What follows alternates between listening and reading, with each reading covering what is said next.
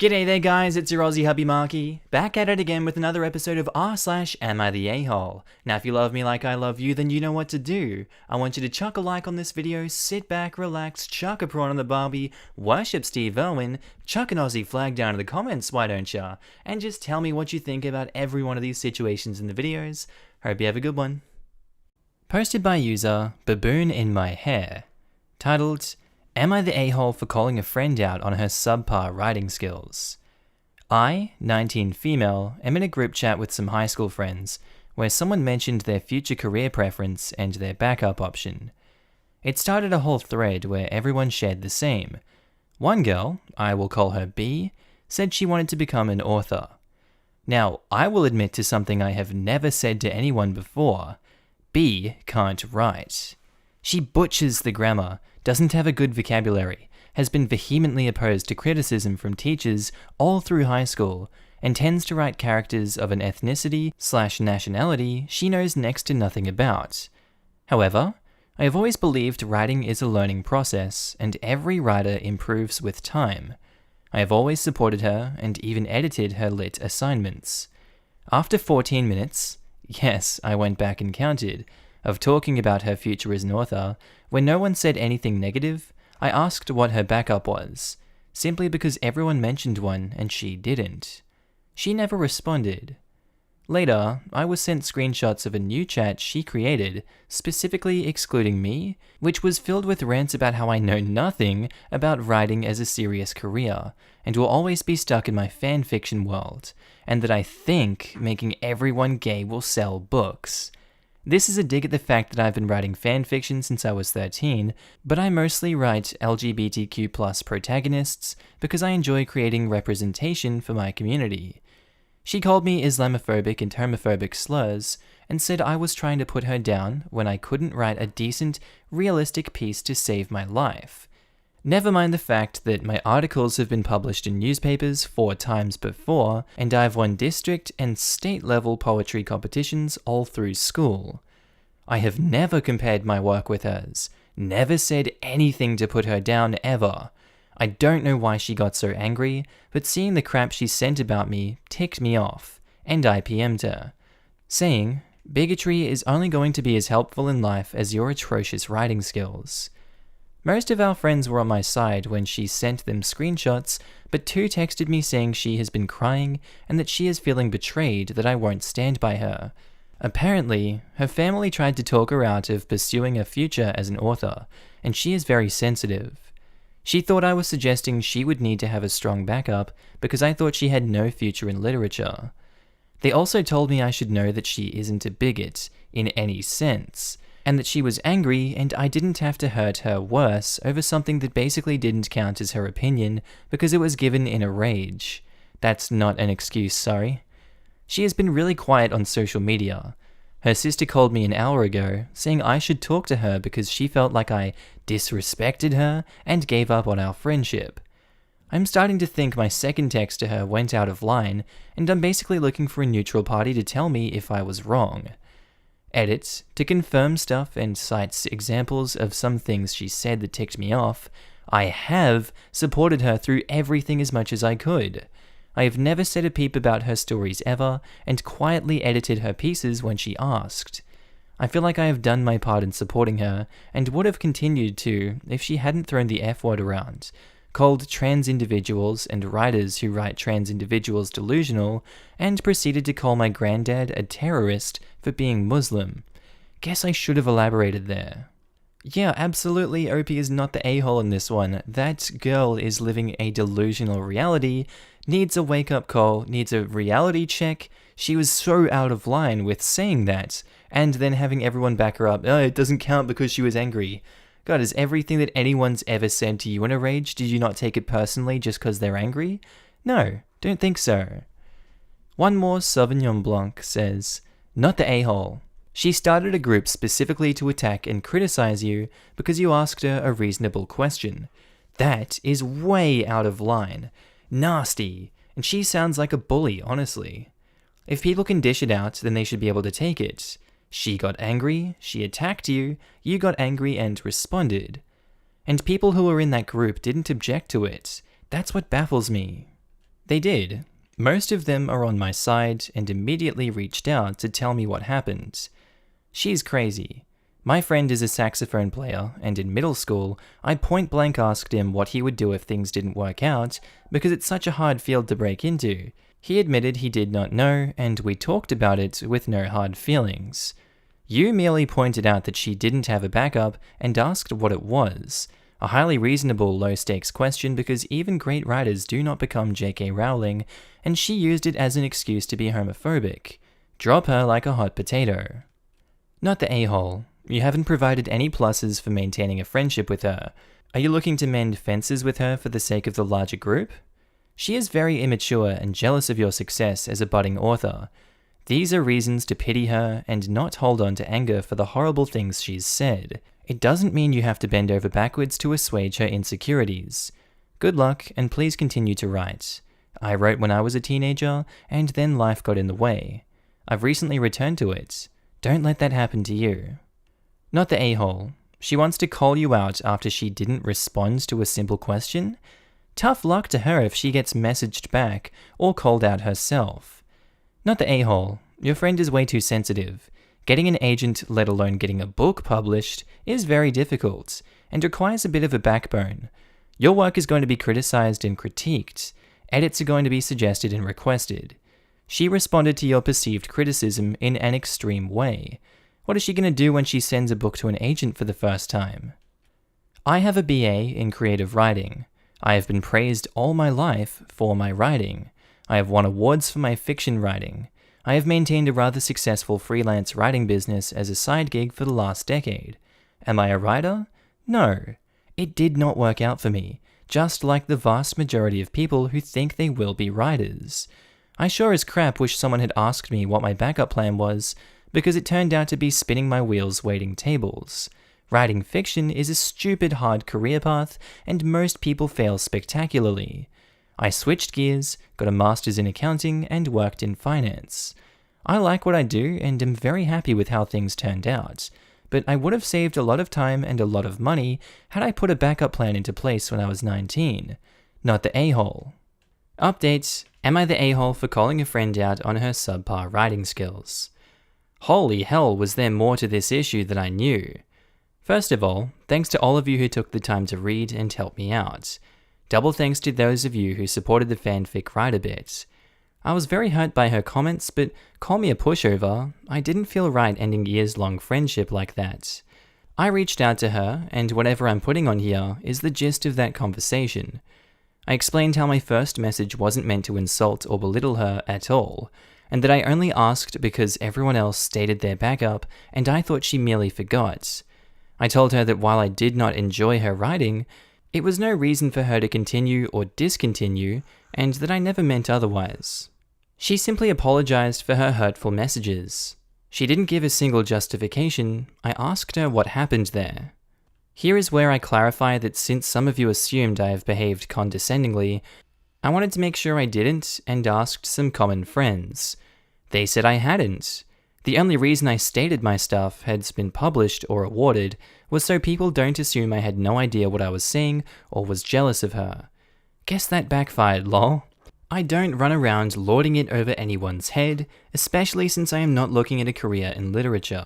She says she has, and I quote her, idolized me ever since middle school.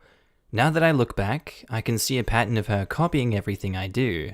She picked up the same languages as me, watched the same shows, wore the same sort of outfits, etc., obsessing over my social media posts and singling me out as her partner in every project through the years. She has been fangirling. She said she was aware she wasn't a good writer. Long story short, she admitted she was so worked up over getting my approval that she took my reply the wrong way and had a mini crying fit, even. I encouraged her to follow her heart. I didn't even touch the issue of backups and careers and all, and that I was sorry that I made her cry, but it didn't excuse her racism and homophobia. She agreed she was completely out of line, but also swore they are not her views, and that she intentionally said all that because she knows that I have worked in an NGO for 4 years now and am a bit of a social activist.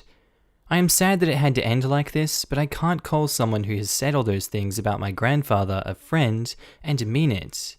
She said she wasn't going to force a friendship on me, and we wished each other good luck. I have something of a sway over our batch, and clearly told them all that I won't ever ask them to pick between either of us. So, that's how it ended. Thank you all again, good day, and stay safe wherever you are. Sounds like it's for the best that your friendship ended. Keep writing. It sounds like an amicable split, and I really hope it is. But I'm cautious about someone who uses homophobic and racist terminology simply because they know it'll wound. If she's been idolizing you, make sure she doesn't reinvest that energy in a negative way now that your relationship has gone sour. She may have presented as an adult during the split, but it's her behavior from here that will be telling. That part bothered me too. I have friends who I could call names and hurt them, but I'm not a homophobe or a racist, so that would never occur to me to use that sort of language, let alone actually go through with it. It bothers me.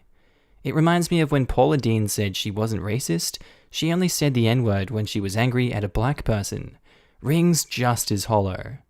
If hurting someone by using that language is more important to them than not using that language out of sheer moral principle, then they are bigoted.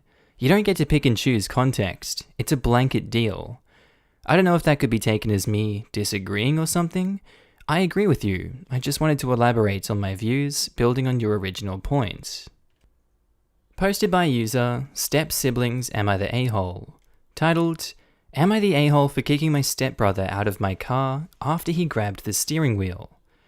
My stepbrother's car broke down and needed a ride to school. We both leave at the same time, so I agreed to take him in mine.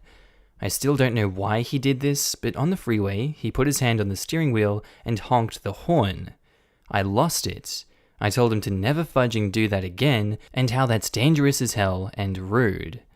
I kicked him out of my car as soon as we were off the freeway. It was only a 5-minute walk to school, but I wasn't going to drive him anymore after that incident.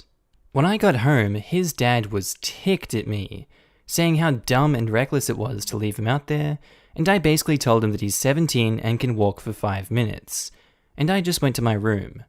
My mum came in a couple minutes later and grounded me for a week. Am I the a-hole? Edit, when he grabbed my horn, he turned the wheel too. Absolutely not the a-hole. He's so stupid doing that, and it came out of nowhere. Of course, he can suffer the consequences of getting the hell out of the car. She's lucky he didn't get pulled over on the side of the highway and be like, alright, make your way from here. See you later, sucker. Not the a-hole. You're right. He's 17 and can walk for 5 minutes. Not the a-hole. It is amazingly dangerous for someone else to grab the wheel and honk the horn. He can walk the whole way if he needs to learn that lesson, and your mum and his dad shouldn't be supporting him in this. Info. Do the parents even know he did this? If it was me, then this would so definitely be the hill to die on. Better to stake a claim to the hill than not, and actually die because of stupid crap like this. I'm on your side here. A car is not a toy.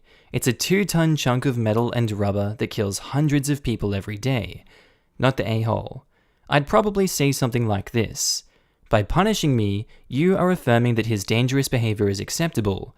I would be happy to give him rides in the future if I were convinced that he understood the gravity of the situation and that you agreed that it's too dangerous to do again. Or make him sit in the back seat in the future. We're talking about someone that reached over the driver and did something dangerous. That's also possible from the back. I'd still not want them in my car until I was convinced they understood the severity of what they did. But I like the sideways way that you think. That didn't even occur to me. Screw that. He'll be going with his sister to school till his car is fixed. I'm not screwing around with him anymore. Did you accidentally respond to me instead of the person I was responding to? Because my message was intended to be that, even in the backseat, the guy is a dangerous hazard, and you seem to agree with that sentiment. Yeah, my bad. The other guy will see this. Not the a-hole. Your stepbrother and everyone else should know that he's not entitled to be a jerk in anyone's car but his own. Update. Am I the a-hole for kicking my stepbrother out of my car after he grabbed the steering wheel? A lot of you guys said I should tell my mum and stepdad what my stepbrother did, and that's exactly what I did. I told them that he grabbed the wheel to honk the horn and that it moved the wheel. I didn't expect either of them to act this way, because they always tell me off when I have any sort of issues with any of my steps. But my mom and stepdad were ticked and tore him a new one. They ungrounded me and grounded him. My stepbrother is mad at me for snitching on him, but oh well, it's his fault, not mine. So yeah, things are better, and I'm not grounded anymore, so there is that. Thank you all for the comments. He could have killed you, and he snitched first. I was driving around with this girl that I liked a few years back, and she always tried to be edgy or whatever. Think, I wish I was dead, lol, just kidding, but not just kidding. Humor, sometimes. One night, we were driving around having a deep conversation about something after spending a really awesome day together. She grabbed my wheel while I was driving like 45 miles per hour down the road and tried to pull the wheel hard. Thankfully, she wasn't too strong, but she was genuinely trying to turn my wheel. That could be misconstrued a few ways. I pushed her off and was reasonably very upset. I drove her home. I told a mutual friend of ours about it, and they said I should be more sensitive because the girl is bipolar. I countered by saying she might have literally just tried to kill us both. My friend, her best friend, said she was obviously kidding around and shaking the car, and I'm a dick for implying anything else. They were both, then, mad at me for a while, but what my friend doesn't understand is just how hard this girl was pulling my wheel. Very odd. Makes you think. Trust the people you get in the car with. I don't associate with either of them anymore, for many reasons, but I don't need that crap in my life. For OP, I understand the feeling in your stomach when someone grabs your wheel. I can't blame them for kicking that kid out, no excuse. Just here to point out that in no way does being bipolar excuse reckless behavior. I say that as someone with bipolar disorder. It may provide context, but it doesn't justify her behavior, whether she was joking or attention-seeking or serious. I hope she got some help and her friend pulled their head out of her ass. Yeah, mental illness may be an explanation, but no excuse.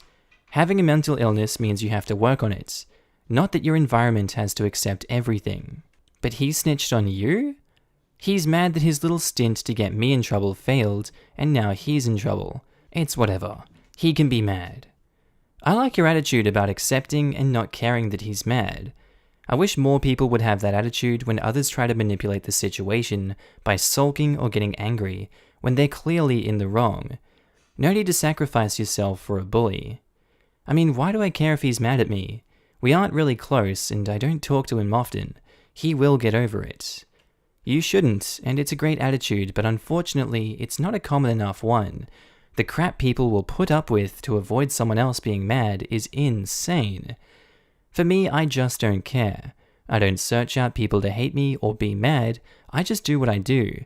People get over everything eventually. Posted by user, Dying is stressful, isn't it ever, buddy? Titled, Would I be the a-hole if I take over planning my funeral from my very religious parents? Hello all. Well, if it isn't obvious already from the title, I am dying. I don't feel the details are super relevant to the issue at hand, but for those of you who are curious about my ultimate demise, I have cystic fibrosis, and after 2 rejected lung transplants, I've been told there isn't anything else they can do except keep me comfortable in my last few weeks. I've begun my preparations for my funeral and such, and while I was thinking it would be a breath of fresh air in this whirlwind of death, I could not have been more wrong. Now, onto the title. My parents are both strict Southern Baptists and want a very traditional funeral. This includes hymns to be sung during the memorial, a casket and graveside service, a viewing, countless prayers during the memorial, scriptures to be read, etc. My issue with this is, well, everything. I am the complete opposite of my parents. Not religious, curse like a sailor, drink like the Irish, you name it. Everything they are wanting and attempting to plan is not me as a person. I've somehow made it to 25 and managed to meet the man of my dreams and marry him last year, and he is torn. He wants me to have it exactly as I want, he just doesn't want to have to deal with my parents after the fact while actively grieving. I have 2 siblings, one of which is a clone of my parents, and one that is a mixture of my parents and myself. I want my service to be one full of laughter, funny stories, and pictures. upbeat music, cats. My husband and I are an avid cat lovers. I want confetti and crap, you know? But more importantly, I want to be cremated and put in a fudging cat-shaped urn. I told my husband I wanted my ashes to be handed out like party favors, so my family and friends can take them with them because I love to travel, and he looked horrified. My parents are absolutely not on board, and are essentially planning everything how they want, attempting to take me shopping for a casket, flowers, picking out hymns and verses, the whole deal.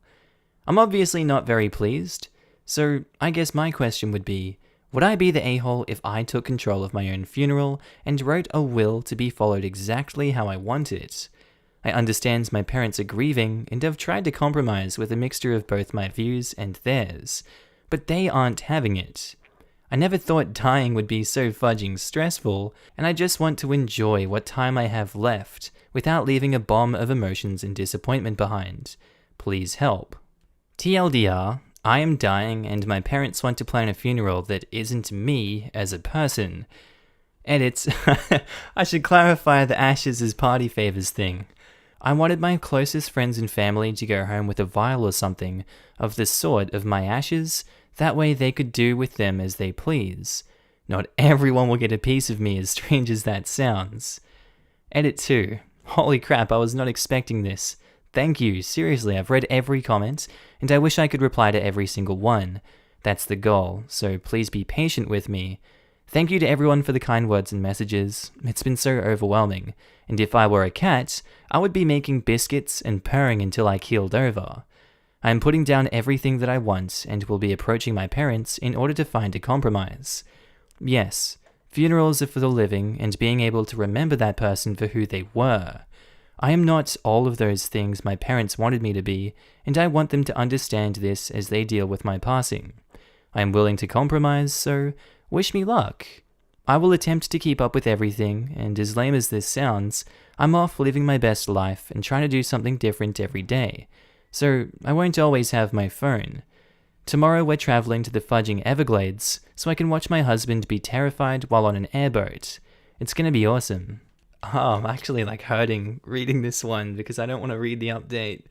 But yeah, I absolutely not the a-hole in this situation. I don't think there's any way that you could be. The parents they suck. You can't just take over your own kid's wedding, especially when they're married and they have their own life. What's wrong with you?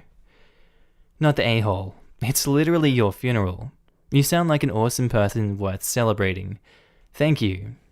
Definitely double check that the will is actually binding in this regard. I specialize in estate management in New Zealand, and funeral instructions are not legally binding. You can also start the ball rolling by starting preparations with a chosen funeral home. If they've already received money and instructions from you as a client, they're more likely to adhere to them. I'm very sorry you're going through this. I hope you can get things arranged how you wish. Funeral instructions aren't legally binding in the UK either, but when I did my will last year, I was advised to write a letter of intent to go with my will that lays it all out how I want things. Nothing can be done against my next of kin if they disagree, but it's clearly there in black and white and crystal. You lose! Good day, sir. Just kidding. For this case, would the next of kin being the husband help? The parents can't steamroll him. Nor in Canada. Sadly, advance directives are not either. Communicate your wishes to your family and husband, and prepare as much as you can in advance, OP.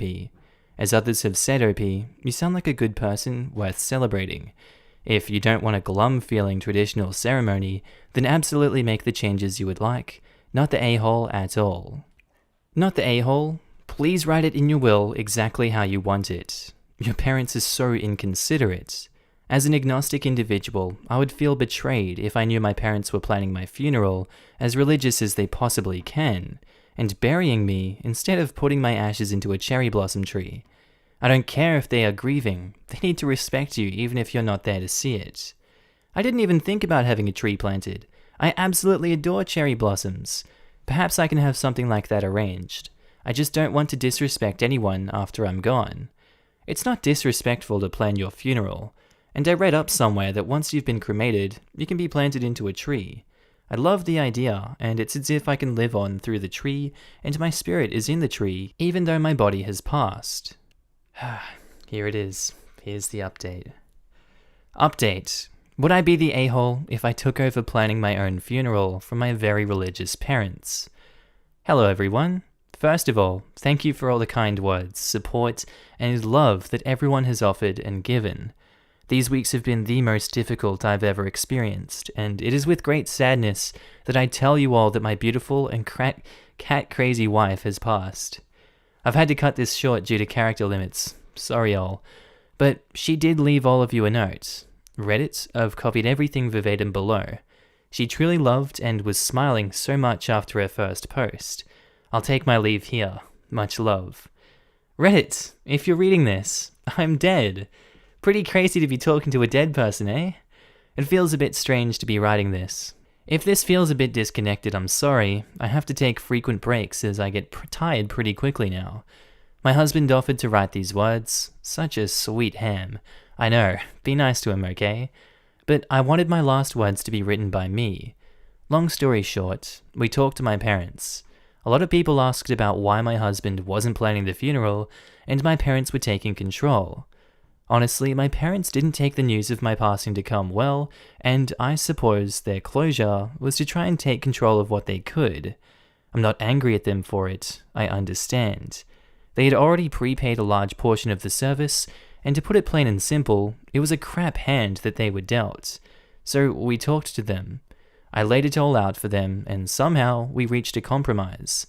Lots of tears, lots of hugs, and surprisingly lots of laughs. They admitted that they had been losing their faith with everything that had happened, and their way to attempt to find it again was to take control and guide me into the afterlife. Not my thing though, and I explained that I am not them, but their daughter who wanted to live her last weeks in peace, not the turmoil that they were putting me through. And while a lot of people stated that funerals are for the living, true, I firmly believe that a funeral is for the living to remember that person as who they were, not what anyone else wanted them to be. My parents seemed to understand when I told them that. They were not on board with the party favor aspect though, which is kind of a bummer. Pretty lucky to plan my own funeral, honestly, but now that that is all said and done, thank you guys. I was blown away by the responses. I was moved to tears, and I wish I had had the chance to meet every single one of you. You all be good now, alright? Take it one day at a time, and just enjoy yourself. You only get one life. Unless you're someone who has survived death, then you're just a fudging hero, and probably a cat with a few lives to spare. I love you all. I'm resting easy now. This disease sucks, and I'm happy to be rid of it. And laugh, and love, and cry, and be sad. Crap happens. I've got to go now. I'm gonna go snuggle my husband and my cats. Keep it real, Reddit. I love you all. I'm not crying. You're crying. That was beautiful. Thank you, OP. Alright guys, I hope you enjoyed that one today. That was a really good and sad way to end this episode. But I hope you guys enjoyed this one. I didn't want to go through that, but hey, I feel like you guys wanted to hear it as well. So tell me what you thought of this one. I'll see you in the next episode. Say hi to Outro Markee. Be nice to him. G'day there guys, Outro Markee here. Just wanted to say thank you so much for watching today's episode. I hope you really enjoyed it. Hope you enjoyed it as much as I enjoyed making it. Now with that said, we have some special mentions. Everyone that signed up for my Patreon, everyone that's a channel member, you guys all know who you are. I'm going to start putting you on screen in the near future. Sorry, I'm very lazy, but I do love each and every one of you, and you all know that. If you want to join, there is links down in the description below. If you want to be a channel member, there's a join button next to subscribe. It helps me out immensely. Also, I have a second channel that does memes. It's called Markee 2. It should be on screen here now. If you like memes and you want to laugh with me, it's some not so politically correct content all the time. Hope you enjoy it. Click on the screen, subscribe, and enjoy the memes. That's all I have for today, and I'll see you in the next episode. Bye.